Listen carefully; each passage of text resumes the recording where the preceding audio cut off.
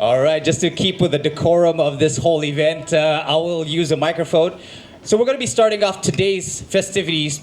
As you can tell the vibe, we have a group of very energetic young artisans who are waiting to perform to kick off this event. And I would like to introduce them by name. So first we have Putri Rafida binti Abdul Rahman, Angelica Alexander, Carmen Amelia, Nick Alak, Putri Alicia, Nur Zara Arena. So let's give them a warm welcome as they perform for us. Supergirls Tiru Macam Saya. Give us the cue.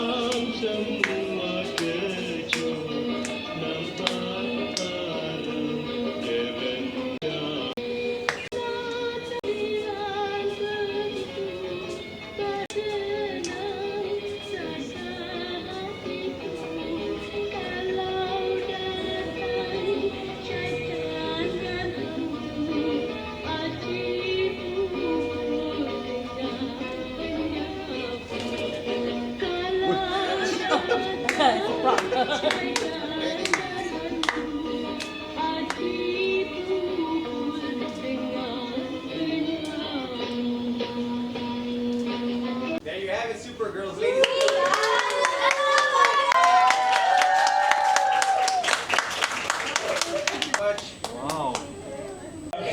So as you could tell, one of the reasons why we had this performance done by the younger generation is just to show the appreciation of the community towards P.Ramlee.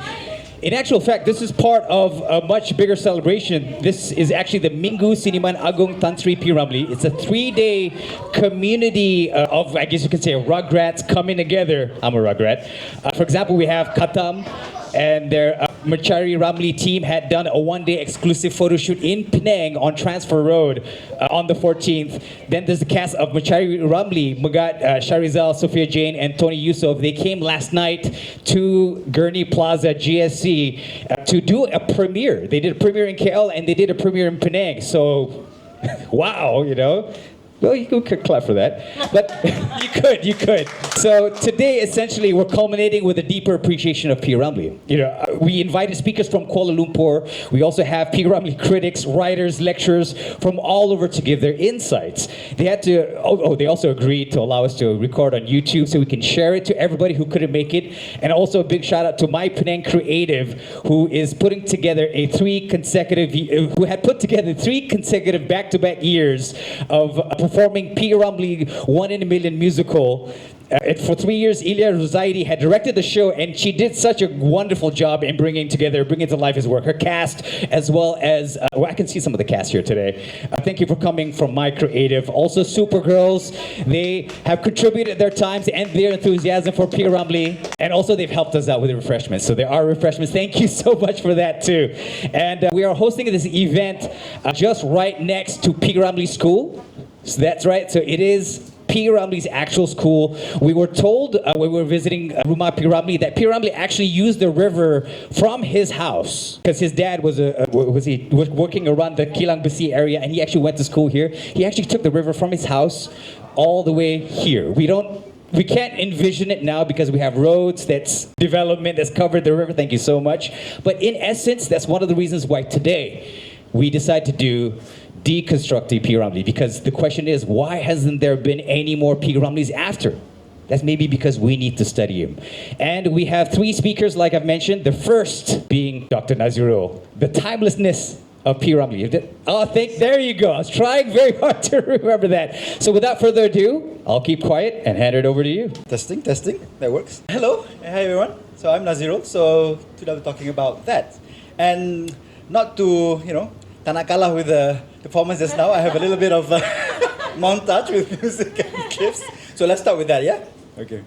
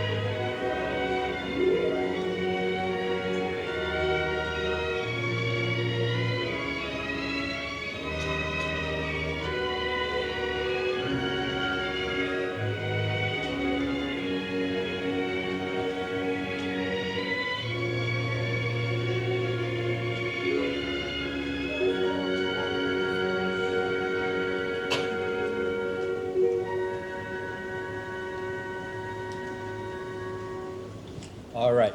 So, who recognizes that piece of music before we start? That's from a P.Ramlee film. You dequalification. The experts are disqualified. That's actually from the opening credit of Ibu Mertuaku. Recognize that? So yeah, one of the underrated pieces of his work that we don't really realize that this is actually an original piece that we don't discuss about. So anyway, so today I'm talking about the timelessness of P.Ramlee. Let me start with the story. 2 years ago, on 29th of May 2023, anyone realize what date that was? 29th of May. What date is that? P.Ramlee fans here? That's the date of His passing, yes, correct. And on 2023 was the 50th anniversary of his passing. 50 years from 1973 to 2023. So BFM Radio invited me to not come over, just by Zoom to do some kind of interview, talk about him. They told me that around 5 o'clock, and they said, oh, so okay, that's fine. They gave me some questions. So when am I on? Oh, around 6 o'clock. Wow, so I have 1 hour to prepare this. So, okay, fine. I can goreng something about P.Ramlee. But the story is that, so one of the things that they asked me was something that Mo asked. Why don't we have another P.Ramlee? After 50 years of his passing, we still don't have another one. So I thought, okay, maybe I can answer this. But then when they asked me that, I paused for about 10 seconds, I think. That felt the longest 10 seconds of my life. Like, oh, I don't have an answer to this. I don't know how to say this, how to answer this. I mean, maybe no one has an answer, right? But then I said something after that, but it felt like a very long pause. I didn't feel like I gave a good answer. So I think this is my 1 hour answer to that particular question. An attempt for that, at least. And so also this lecture is answering something that I think all of us is always asking. Why is it?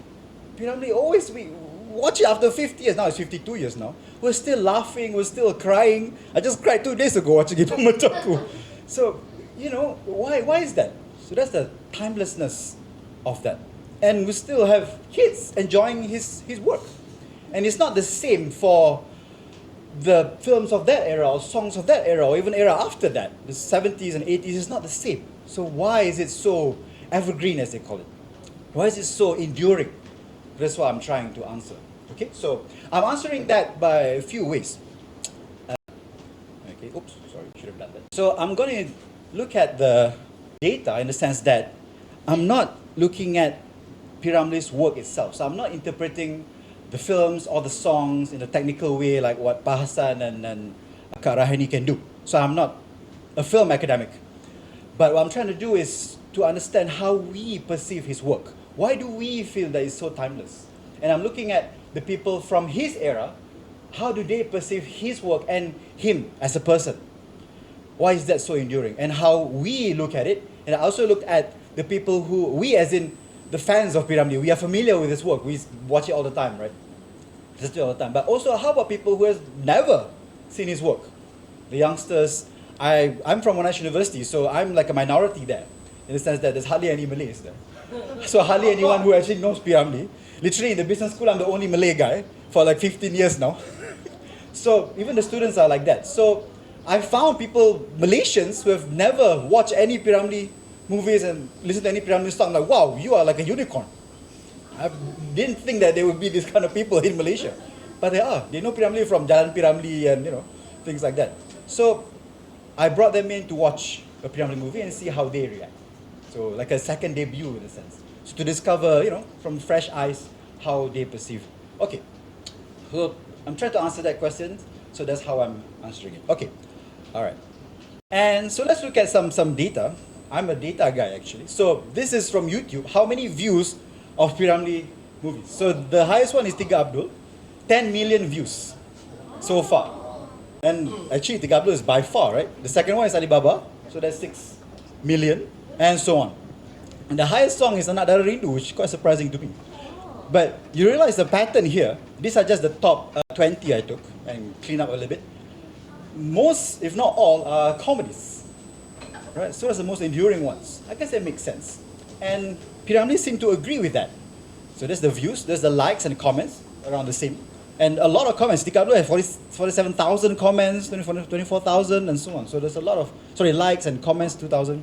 Okay.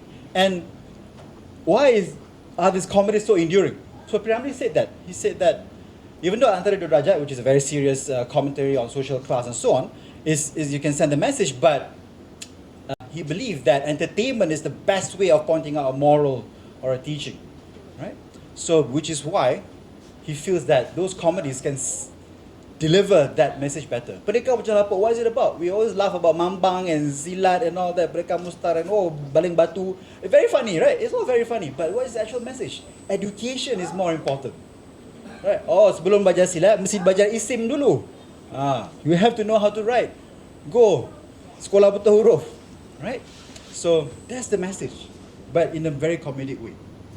So that's more effective. And true enough, it's enduring until now. The data says it, right?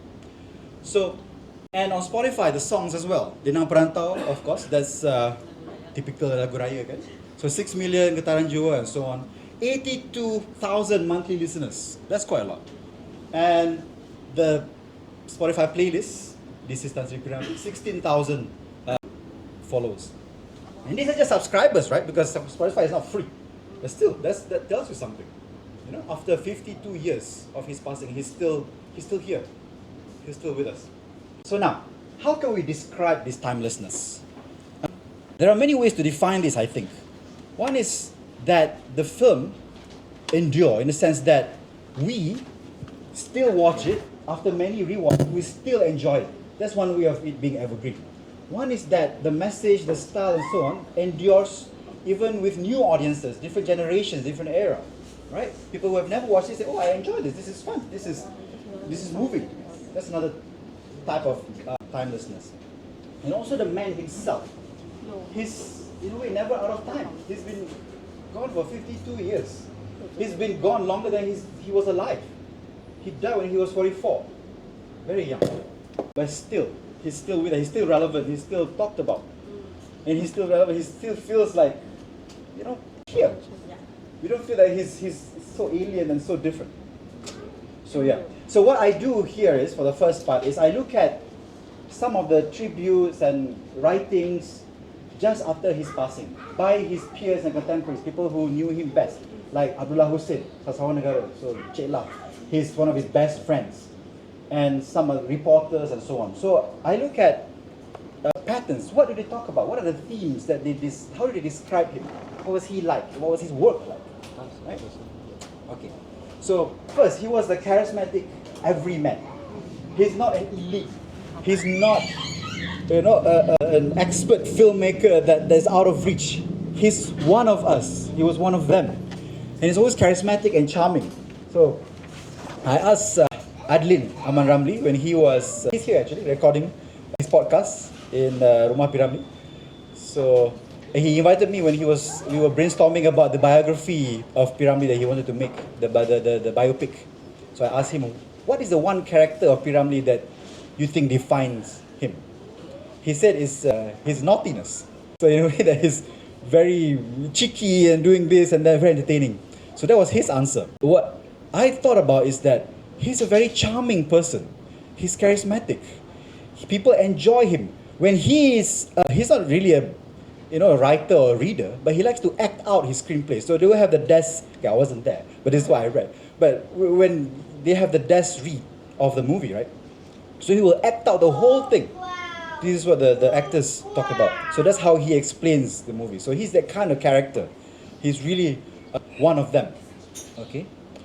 And also, he's cheeky, so he's spontaneous. There's some madness in it. Saloma talked about a story where he was in the bathroom and stayed there for hours and hours doing this and that. It's like, oh, what are you doing? Oh, I'm writing a song. Yeah, in the bathroom, scribbling on the walls and things like that. So he's that kind of person.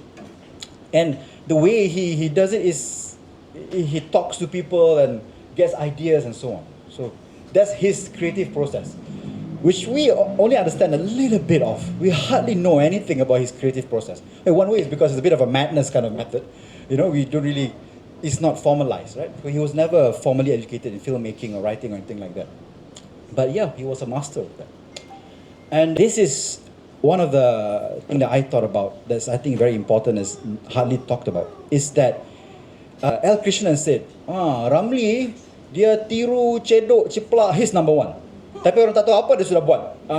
So he's a very good innovator in the sense that he brings in things from all elements. And I think that's that makes it, the movies are universal because it has elements from all of us and it appeals to all of us.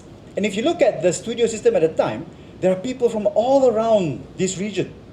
His parents from Aceh, he's from Penang. There are people from Sulawesi. Normadia was a Filipino. There's people from Perak, Malacca, everywhere. So Singapore was a cosmopolitan, right? So there are ideas from all kinds of places. Otherwise, you won't get Niat Ngen Song Mata Kaji. That's Javanese, All that from Sudan these are all things that you wouldn't get if you would stick to your own silos. So this cultural fusion of ideas, I think, is one of the ingredients that made his work is so appealing to so many people and so enduring, right? Okay. And then he, they say the best leaders are moral leaders. Not either in the best, efficient or effective and so on, or, standing tall and so on, but not the most competent, but the most moral. You do the right thing, you have the right values. Even now, in management, this is what they talk about. So he was that. And so his work, his films becomes our moral compass in a sense. It's always saying about the right thing, education, And now maybe it's quite obvious education is important, but at the time, it was not that obvious. People was not educated, can't read and so on. That's why sekolah buta huruf. It's all old people. Ini sekolah apa? Sekolah apa ni? Semua orang tua-tua. Sekolah budak-budak kecil. Right? So old people are still studying. So important. So at the time, that's the kind of values that he brings. And it endures because it was the right value, even though it may not be as common at the time. Right? Okay. And then, because of all this combination that he becomes immortal, he himself, his work and so on, because it's so relevant, it's always relevant and universal. I think you're the same as me. You've heard of a lot of interviews and seminars about him from his contemporaries, especially people who knew him best, people who worked with him. And not one of them said anything bad about him, as far as I know. I've not heard anything bad about him. Even people who are supposed to be his adversaries or his enemies, people who was, alleged to have been envious of him, but never speak anything bad about him. So he was that kind of person. And that's why he endures and is still relevant. Right? Okay, so just to summarize the first part. So P.Ramlee is artist supreme, of course, Seniman Agung, but he's also a cultural archetype. He was a beloved everyman, a moral compass, and now he's a mythic figure as well. Because we don't understand his process. It's like, he's this legenda, right? Why is he a legenda? Because how did he do this? Why is this movie and this song so good? And why is this so relevant now? I listen to it, it feels like it's still new, it's not dated, right? So he's like that. And he did all this with laughter, with spontaneity, with fun, And there's no formal structure as well. He was not formally educated. And he was an innovator as well. At the time, there was no film Melayu. It's all film Hindustan in Malay language. But with Semerah Padi, he brought that in. The first one. That basically spurred the whole Kete Kris genre of Sultan and Dang Anom and Tun Fatimah and all that started with Semerah Padi. And the comedies of Malays, Pendekar Mustars. So it's the Malay themes, not just Malay themes, Malaysian theme, the Nusantara theme as well, right? All these characters and stories. So he did that. And he is internalized by us because his story is so amazing that he was a pimpy little extra, to quote one of them. And he becomes a national institution. It's not just a person, P.Ramlee, it's a whole institution of P.Ramlee. So he represents that. He's also a vision of what a Malaysian art could be. Because at the time, we don't have that. We were not hardly a nation at the time. We were still under the British and the Japanese. But he created that for us. So he's, in a way, to quote my friend, he's the definition of the modern Malay, in a sense, compared to the older Malay during the Sultanate and all that, right? So that's what he was. This is what his contemporaries said about him. All right. So in my lecture, I usually stop to allow for questions. So any questions? Here we go. Any question or thoughts that you want to share? Actually, what were the Malays Yes. like before P.Ramlee then? 'Cause for me, you're right. P.Ramlee is like the archetype of every Malay man I know in KL. Right. Okay. So one of the things that I'm interested in also, Tanja, Pakaian Melayu and all that. So I'm involved with this kind of people as well. So some of them feel that P.Ramlee is too modern. People who are cultural enthusiasts, they are purists, They say, this songket should be like this, batik should be like that. I mentioned it just now. So these are the purists, They're really like Malay, You want to go back to Melaka time and stuff, That's the ideal for them in a sense. With the fusion of Islamic Madinah as well. So, for lack of a better definition. But for them, sometimes they say, P.Ramlee smoked, P.Ramlee drank, P.Ramlee, went for dance, This is Jahiliah, So, not that we're saying that's not a good point. That's a good point, don't drink and all that. But even for them, P.Ramlee is modern, right? The songs, these songs are all, these are not Islamic, things like it's to entertainment. So there are people who are before that. The definition of Malayness was different. Is still different. They still live like that now. There are people like that. So yeah, and a lot of them are my friends. So I'm in a way, in between all this. So it's interesting to understand that. Does that answer your question? Yes. Yeah, it does actually. Straight up. So yeah. Any other question? Okay. Yes. Yes. That's a good point. I mean, at the time, the awareness of not drinking and wearing hijab was not as prevalent. It started, I think, in the 70s or 80s. Okay, I wasn't around at the time, but this is what I read and heard. But at the time, it was the norm at the time. But it's more than just practices like that when we talk about morality. We talk about how you treat other people and how you help people, how you give people opportunities. For example, people who owe him their whole career. Node Ahmad, Jin Samsudin, Sarimah, there's so many of them. Rose Yatimah. So these are people who were basically groomed by him to become the star that they are. And he's always so, I'll mention that later, that he's always so generous as well.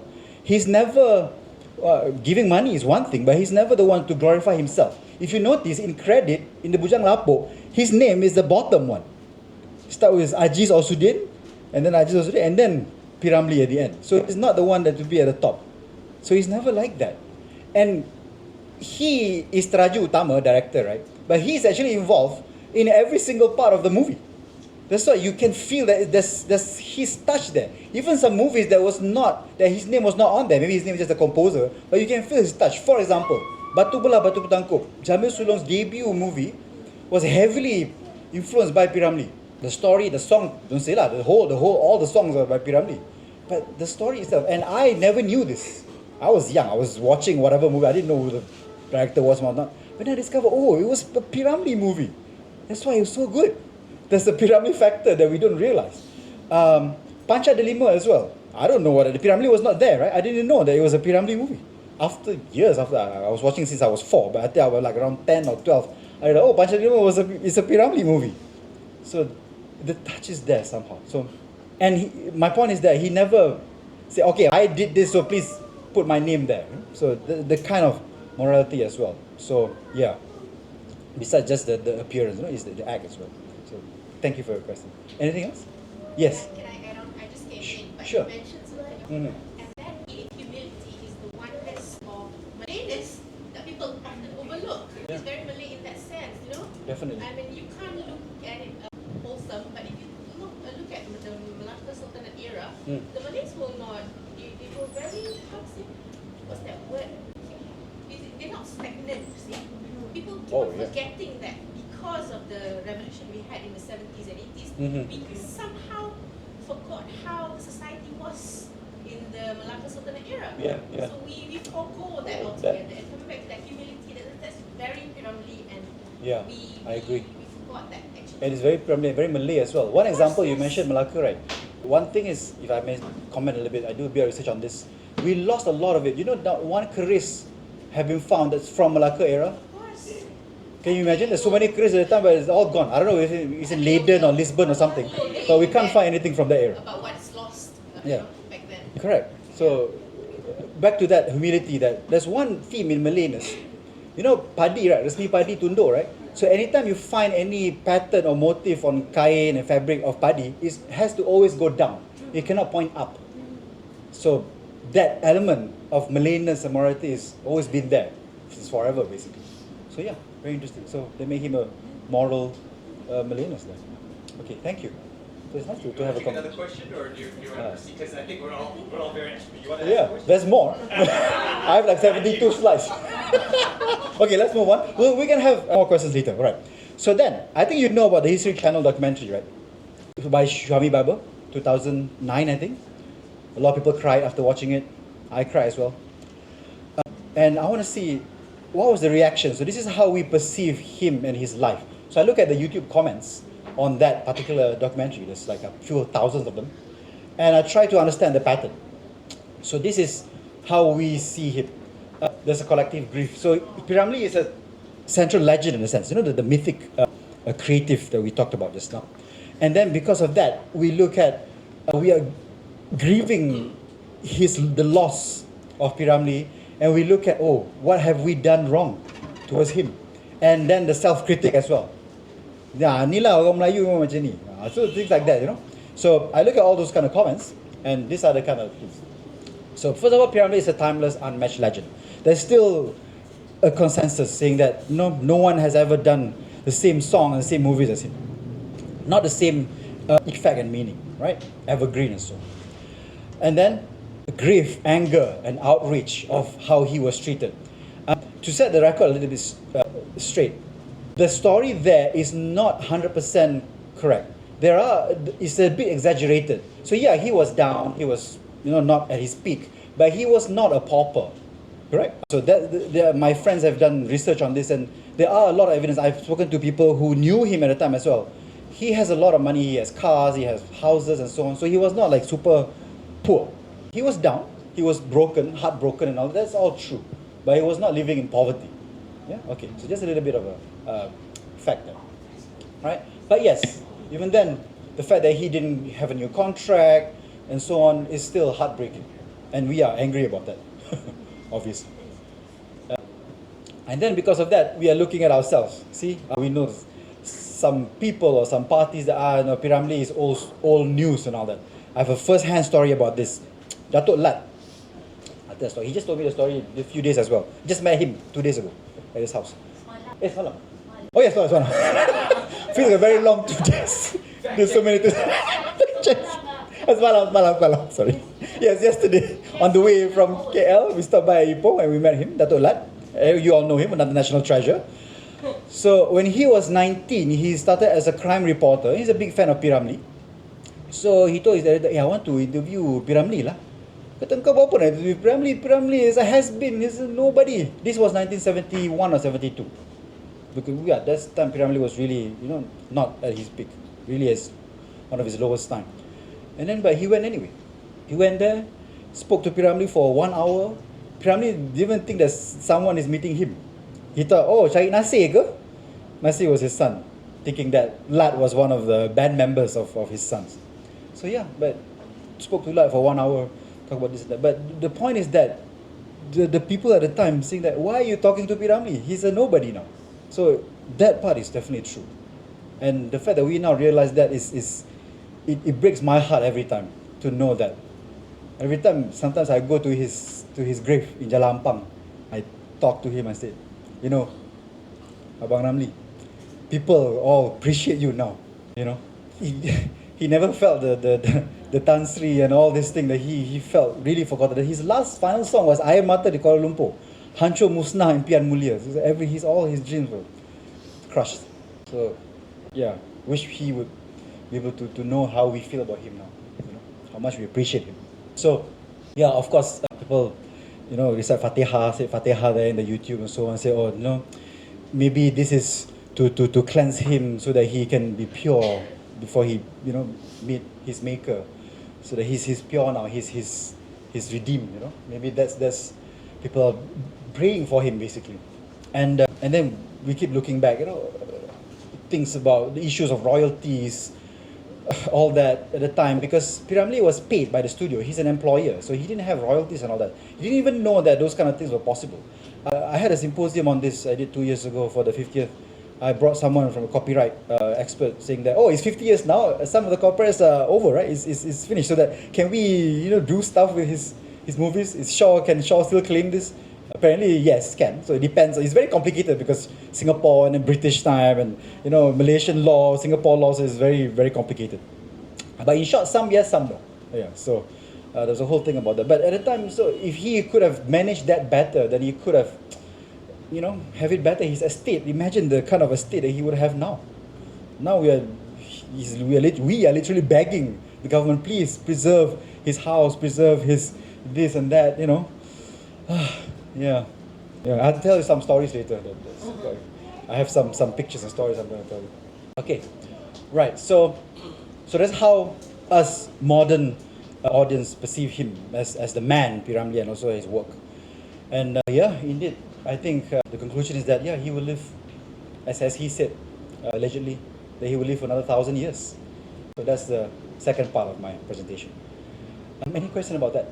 Yes, Mo. He get to that level where every facet of the Malay demographic idolize him, you know? Like, say, for example, if you have a normal celebrity, you have the modern crowd that love him or her, Right. and then you have the conservative, you know, and then you have a Nasheed group, which is the opposite, Uh-huh. loved by the religious, Right. but the modern one hates. He's mentioned Nasheed, interesting. You know, what is the first Nasheed? Rukun Islam, a P.Ramlee Oh, song. is that where it came from? That's the first Nasheed. Practically. It wasn't defined as Nasheed at the time.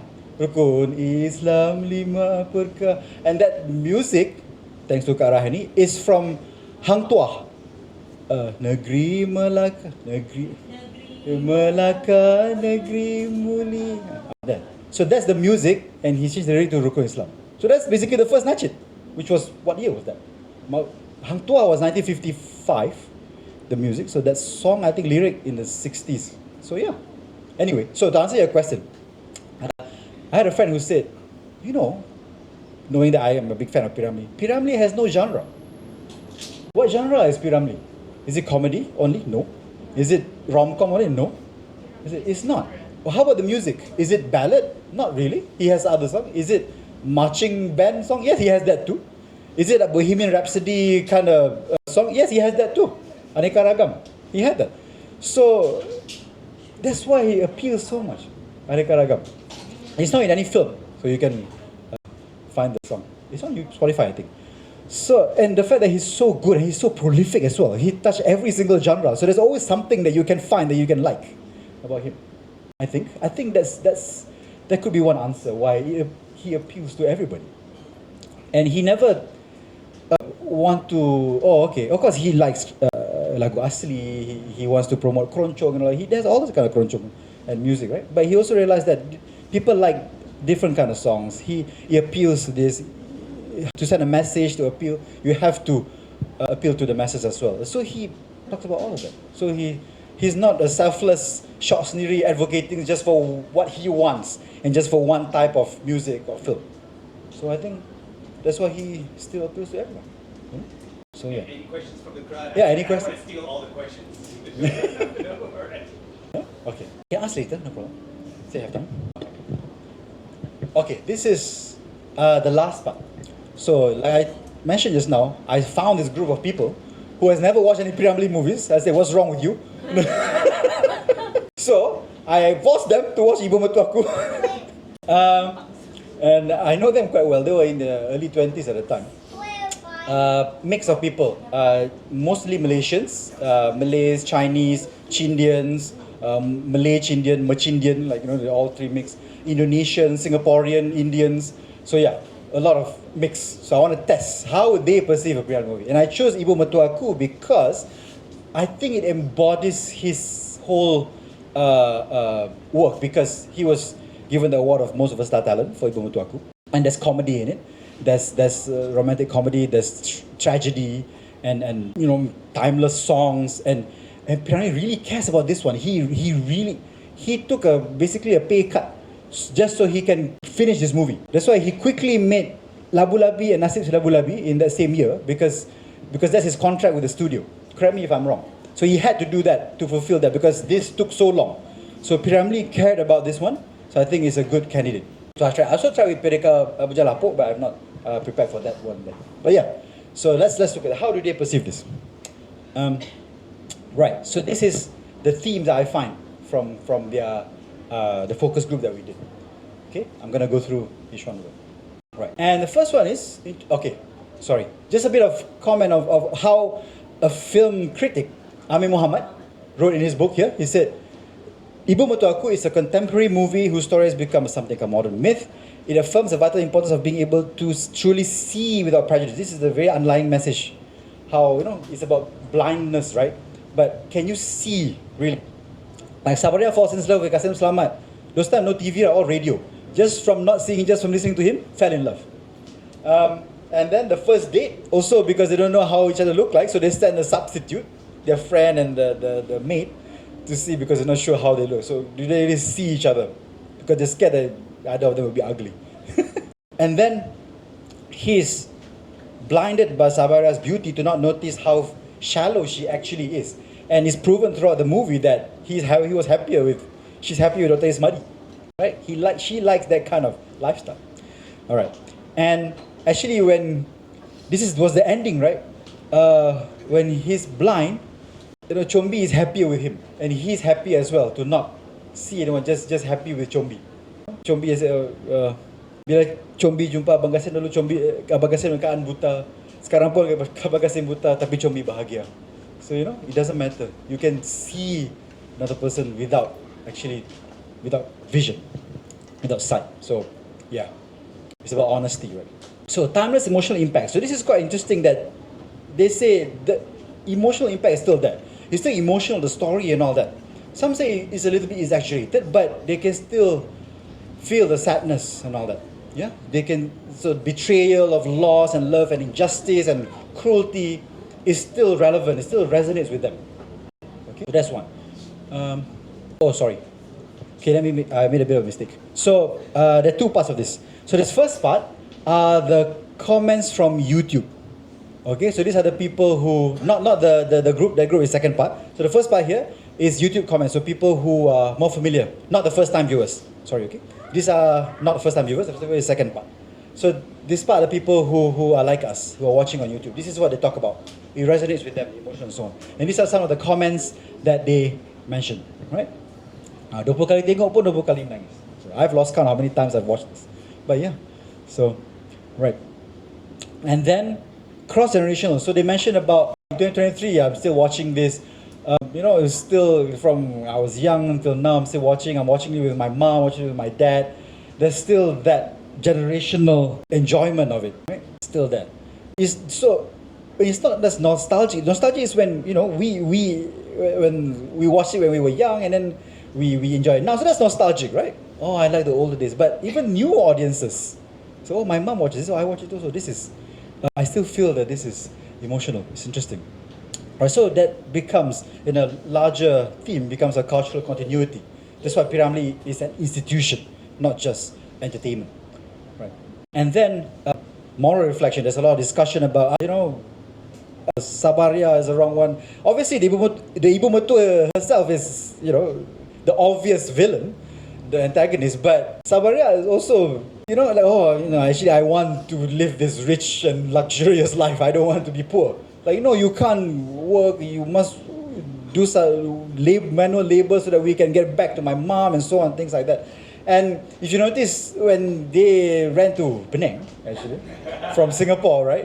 Where did they stay? Hotel. They have no job, right? Stay at a hotel, so live the luxurious life. And there's this scene here. Oops, sorry. This is a deleted scene. Have you seen this? So there's actually a scene, Ibu Mertuaku, of horse racing. Yeah, by Sabaria and Kasim Selamat. So they were, going jolly and all that. Gambling the money off. The money away. So when I showed this to my film studies colleague, and he said, wow, this changed my whole analysis of this movie, so I have to retract my article. Because he never seen this. So you see, there's a different judgment there. They were not smart as well. They were gambling away their money. Right? So there's that kind of dynamic as well, which is I think quite interesting. So we should preserve this kind of scene. Don't just take it away. It's important to the whole message. I got the okay, right. And then of course it embodies P.Ramlee as a national legend. The ideals of wisdom, sacrifice, and artistic purity, and so on, and to the point that he becomes like a cultural prophet in a sense. He's the one that we turn to understand our values and so on. Right? So this is how they commented on this. All right. Of course, the socio-economic commentaries, siapa dia Kasim Selamat, lawyer, magistrate. So it's so important. So what do you do? Who are you marrying? Ahli music or pantang ahli music? I'm a rich Nyonya Mansur. I cannot have, musicians. At the time, celebrities, artists, actors were not, admired. And you see, Sabaria after marrying Dr. Ismadi, they live like the British in a sense. The style, having afternoon tea and so on. So that's the kind of lifestyle that she wanted, that she is familiar with. Yeah, so It shows that kind of difference in the social class, right? Compared to how they used to live at bawah kolong, right? Because they have no money anymore. Yeah. So, and interestingly as well, that as generations progress, different generations, they see it differently. So there's a maturing public discourse in a sense. Some say that, oh, I used to think that Yang Mansur was the villain, but actually, she's just thinking about her daughter. You know, you should marry someone who can take care of you, because you can't survive otherwise. You know, things like that. So there's a lot of discussion on that as well. So that's quite interesting. There's a changing of view. So it's not just straightforward, it's not just clear cut. And I think P.Ramlee realized this when he made this. That's why there's the horse race gambling scene showing that it's not just black and white. There is blame on Sabaria and on Kasim Samad as well. They were not so smart in managing, and it's not just the mother-in-law's fault. So, and we are seeing that. That's quite interesting. Right. And of course, admiration for his talent, that he can do everything. Of course, he did not play saxophone. That was played by Yusof B, best saxophonist ever. But how long did it take you before you knew about that fact, that he was not the one playing the saxophone?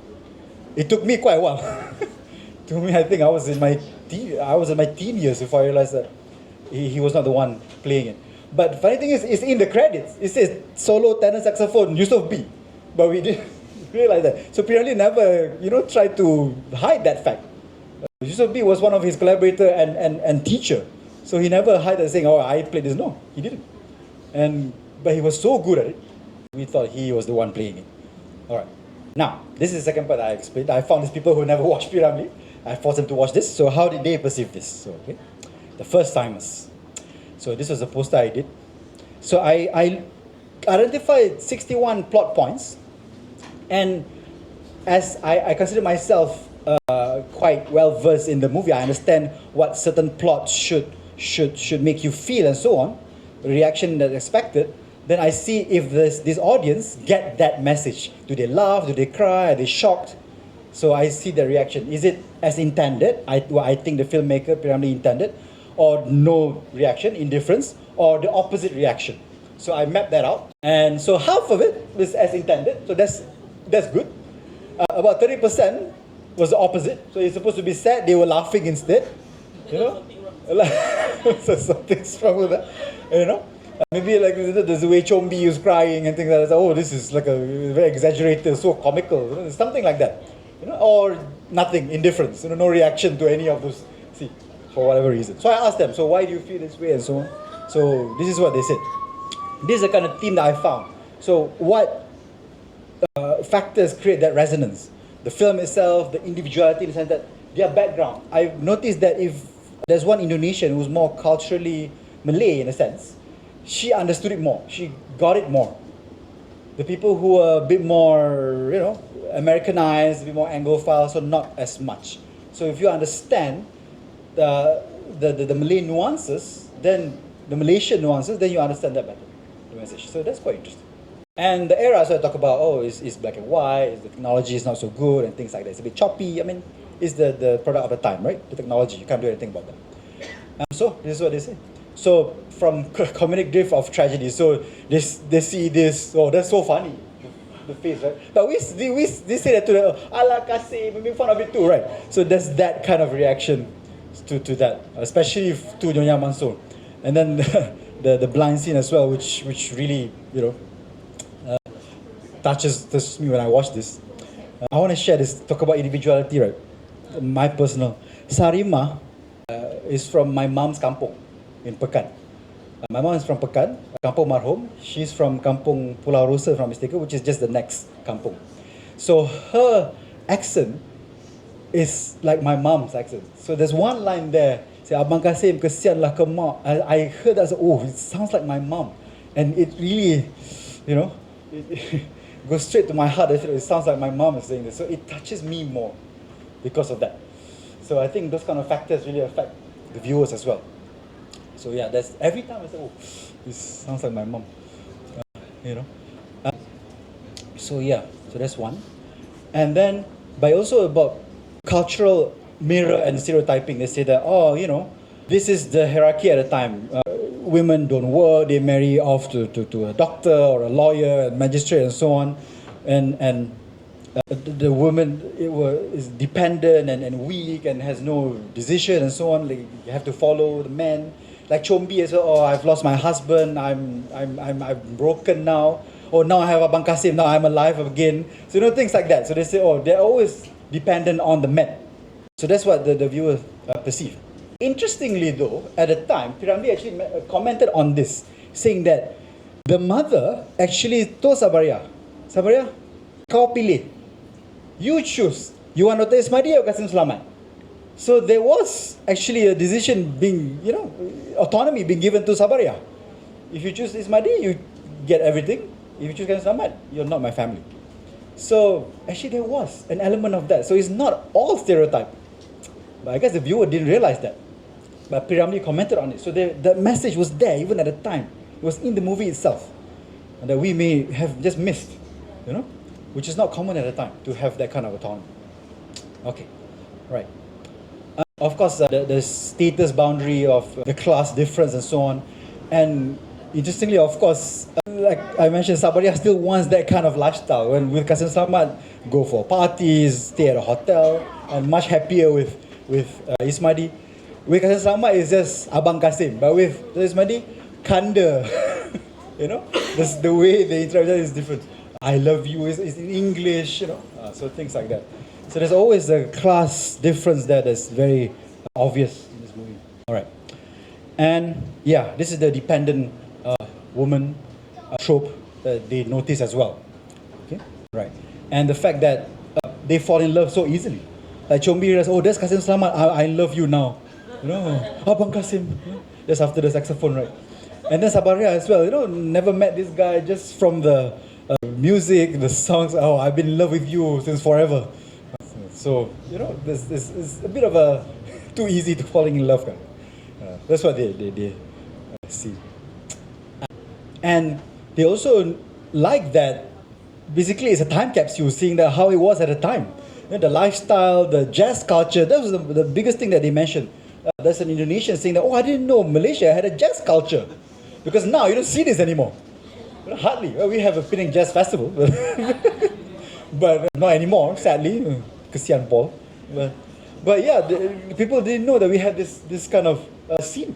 Yeah. So because of this kind of films, they get to see this culture and so on. So another reason why it's so important to preserve all this. All right. So, and they also talk about, oh, why didn't Kasim Selamat just go to Singapore and check on the wife and the child? Well, he was poor, so he couldn't do that. But why didn't Sabaria came to Penang and check on Kasim Selamat? Just trust his mother, her mother. Oh, Kasim Selamat, jangan-jangan dah kahwin perempuan krebet Sabaria. So, and just got a divorce from that. Annulment. Sorry? Masuk rumah apa surat? Oh, takkanlah mana buang seorang kau tu nak. But yeah, that's exactly what she did. She definitely threw away all those letters, right? So yeah. But there's a lot of those kind of logical gaps that they noticed that they could have done better. Of course, this kind of comments always for every movie. All right. And it's melodramatic. The song comes on. It's an influence of Hindustani style as well, and so on, right? Okay, so I'm not gonna do too much about that. All right. And the archetype of mother-in-law. This is a comment on the acting of Mak Dara. She's so effective, and of course we know this. She's so iconic in this character. She's probably the only character that we know of her. Every time you see her in anything, you see Nyonya Mansor. Like this, she's the same character. And P.Ramlee is so good at this. P.Ramlee's casting is so good. Haji Bakil, Pendekar Mustar, Director Ahmad Nisfu. You don't see them as any other character. This is them, So he's so good at that. So even Hang Tuah, P.Ramlee, he didn't cast himself, but he's so good at that. We think Hang Tuah, we think of P.Ramlee. That's the Hang Tuah that we have in our minds. I'm not saying though for me. I'm not saying for you, huh? You're younger, I think. But yeah, this is quite interesting. So yeah, so that's a comment on that. And that as an agent of social control, a very matriarchal kind of society as well, embodied by this character. So how do they differ? So I think the main difference is that the first time viewers, they're more critical in a sense. They can see it a bit more objectively. so they're not used to it, so they don't really understand the style and so on. Not that it's a bad thing, but they can see as what it is. But despite that, so they can see the plot holes and so on. But despite that, they still enjoyed it, and they definitely all of them said that they would watch another P.Ramlee movie. Yeah, they definitely all said that, despite whatever plot holes and so on, flaws that they see. So yeah, that's interesting. And they watched the whole thing. None of them fell asleep. I know, I was there. I was watching them.